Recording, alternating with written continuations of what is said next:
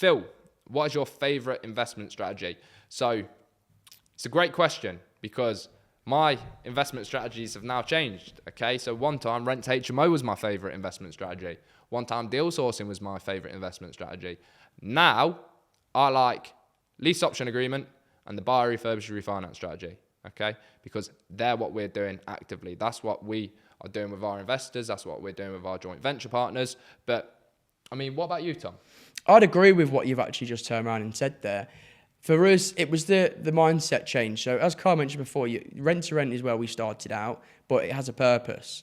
So once we've then filled that purpose, the next stage for us was the generational wealth side of things. Because, and I might get a little bit deep here when I say this, but Phil, do you know what your great-great-great-grandfather's name was? Because I don't. I have no clue. It was just an existence that was, once here. But what about if he'd have actually done something in his lifetime that changed the whole dynamic of your bloodline? So let me put it into perspective.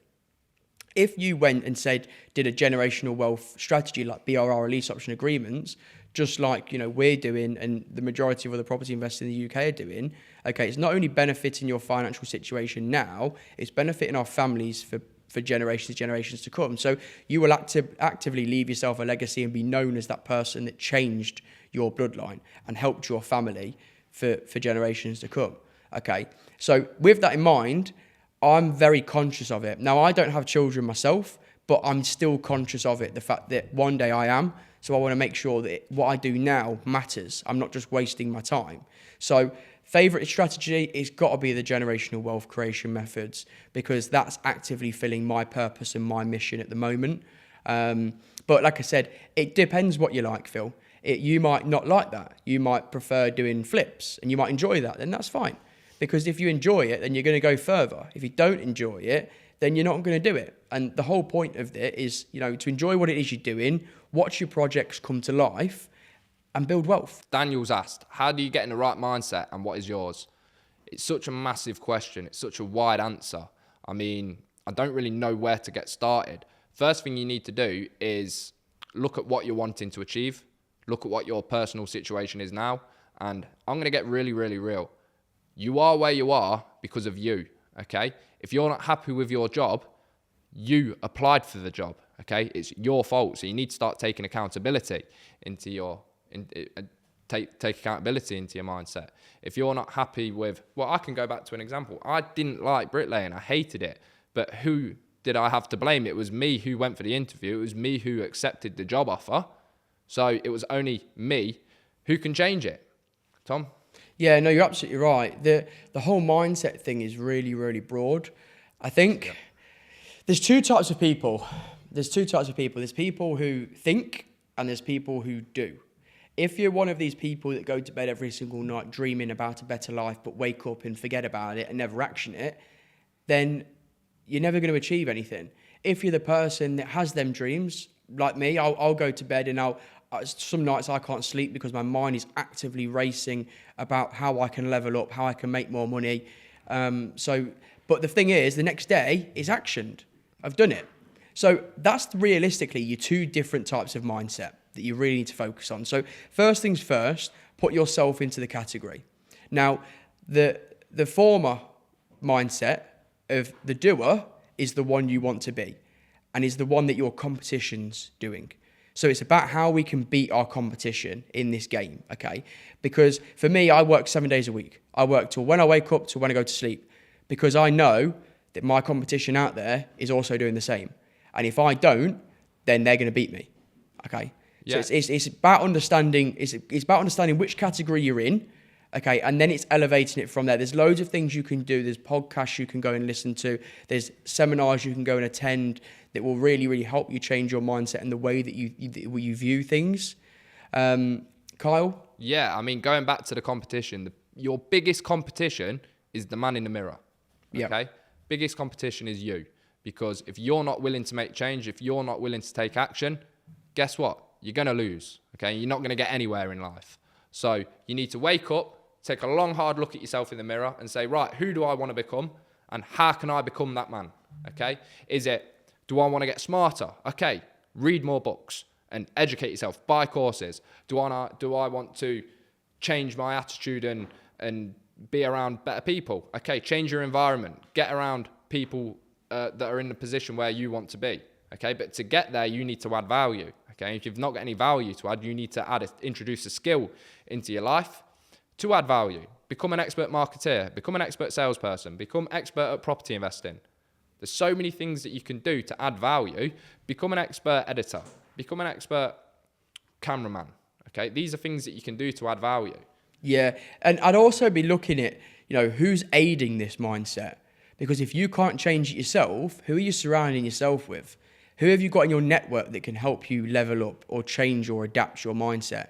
There's a massive saying that you're a sum of the 5 people you hang around with. If you hang around with 5 losers, you're going to become the 6th. If you hang around with 5 millionaires, you will become the 6th, okay? That's true. So look at your network, look who you're surrounding yourself with and think, do I align with these people? Will they support my goals or will there be a barrier to where it is that I want to go to? And if that is the case, then you need to look at broadening your network up.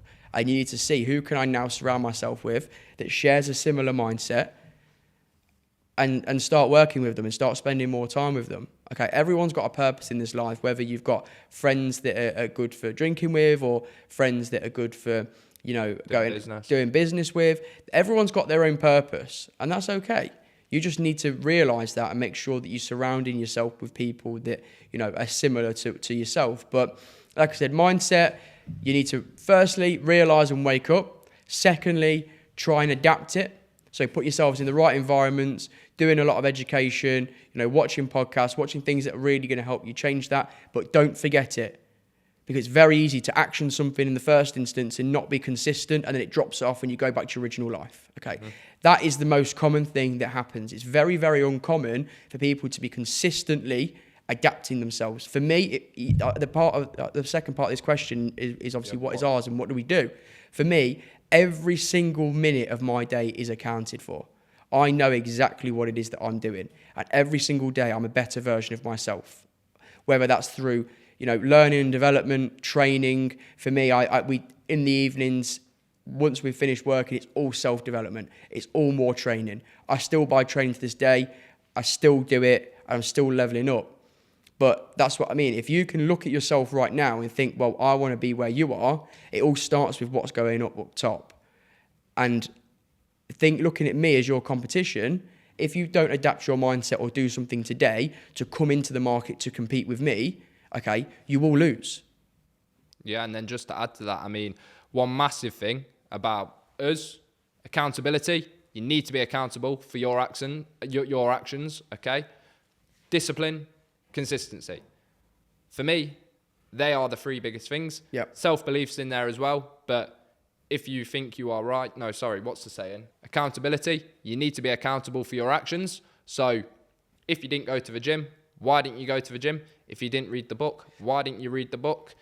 Consistency, you need to be consistent because consistency gets results, okay? Going to the gym once a week for 4 weeks, you're not going to see any change. But if you go to the gym every day for 6 months, you will see a change, okay? Every equal has an opposite. Yeah, okay? And it's having people there to keep you accountable. Like, obviously, we're business partners. We've been friends since the age of 13. We grew up together. So, we're more than business partners. We were friends beforehand. But it's like the days where if I wake up and I'm not necessarily feeling going to the gym, who's keeping me accountable? The days where we'll wake up and, might not want to go in the ice bath, who keeps them accountable? So it's having people there that will consistently stay on your game. If you can't yet program yourself or tell yourself that regardless of the circumstances, this is what I need to do and do it, then make sure you've got someone there that can keep you accountable. And also, just to add to it, motivation's a load of bollocks, okay?